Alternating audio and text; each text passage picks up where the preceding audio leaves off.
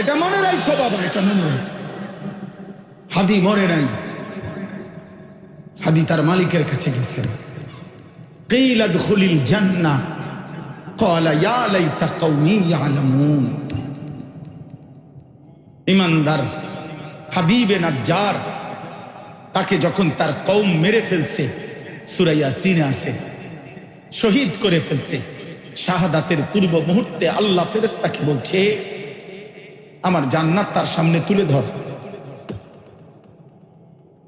তখন জান্নাত তাকে দেখাইছে আর বলছে যে হে আল্লাহর প্রিয় বান্দা, উদখুলিল জান্নাত, জান্নাতে ঢোকো। তিনি তখনও বলছেন হে আহায়, আমার জাতি যদি দেখতো যে ওরা আমাকে মেরে হত্যা করে ওরা আমারে ক্ষতি করে নাই, ওরা আমারে আমার মালিকের জান্নাতে পৌঁছায় দিয়েছে। এজন্য এই পৃথিবীতে অমর হবে সে ইমানদার ছিল। তার সবচেয়ে বড় বেটা রাজনীতি সবাই করে বেটা। এই পৃথিবীতে, এই বাংলাদেশের রাজনীতি আরো বহু যুবক এর চাইতে কররা বক্তৃতা, এর চাইতে গরম নাট কাঁপানো বক্তৃতা আরো অনেকেই দিতে জানে, দিছেও, দিচ্ছে, দিবে। কিন্তু শহীদ শরীফ ওসমান হাদি রাহমাতুল্লাহ আলাইহি ইমানদার ছিল। সে 5 ওয়াক্ত নামাজ পড়তো, জামাতে পড়তো, ফজরের নামাজ মসজিদের জামাতে পড়তো, বন্ধুদেরকে ফজরের নামাজের জন্য উঠাইতো, ফজরের নামাজের পরে ক্যাম্পেইন করত, প্রচারণা করত, আল্লাহর কোরআনের হাফেজ ছিল। সে 5 ওয়াক্ত নামাজ পড়তো, রবের কালাম পড়তো, রাসূলুল্লাহর হাদিস পড়তো।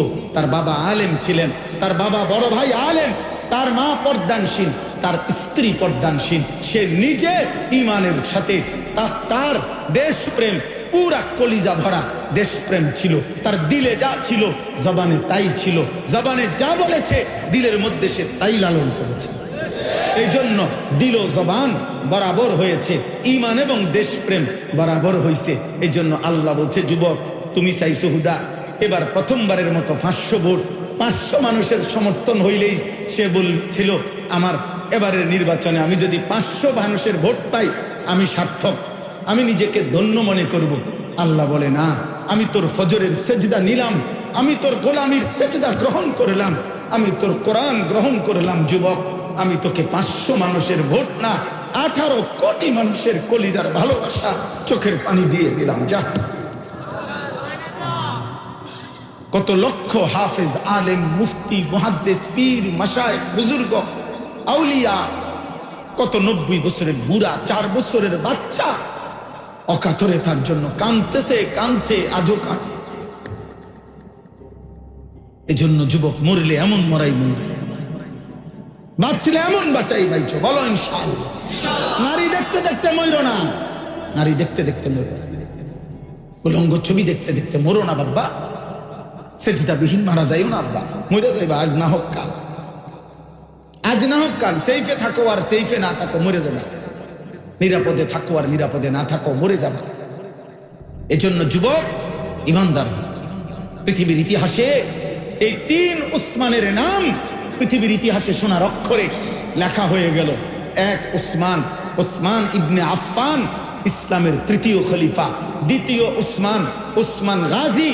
এই পৃথিবীতে উসমানী খেলাফত, মুসলমানদের শেষ খেলাফত যিনি প্রতিষ্ঠা করেছিলেন, 650 বছরের মুসলিম খেলাফত যার হাতে প্রতিষ্ঠিত হয়েছিল, যেটারে তুর্কি খেলাফত কয়, উসমানী খেলাফত কয়, অটোমান সাম্রাজ্য বলে। এই 650 বছরের তুর্কি সালতানাত, অটোমান সাম্রাজ্য, ওসমানী খেলাফত, এটার প্রতিষ্ঠাতা যিনি ছিলেন তার নাম ছিল ওসমান গাজী উসমান। তিনি পৃথিবীতে সোনার অক্ষরে তার নাম লেখা আছে। আর এই 3য় আমার বাংলার শহীদ শরীফ ওসমান হাদি, আগামীর পৃথিবীর ইতিহাসে সোনার অক্ষরে তার নাম লেখা হয়েই গেল। এই নাম আর মুছবে না, এই নাম মুছবে ইনশাআল্লাহ, এই নাম মুছবে। অবিশ্বাসীরা হারায় যায়, গুলি করেছে যারা তারা হারায় যায়, পাপের দোসররা হারিয়ে যায়, পৃথিবী তাদের নাম মনে রাখবে না, চিনবেও। আল্লাহ আমাদের প্রত্যেককে তৌফিক দান। শেষ কথা আমার এটুকু।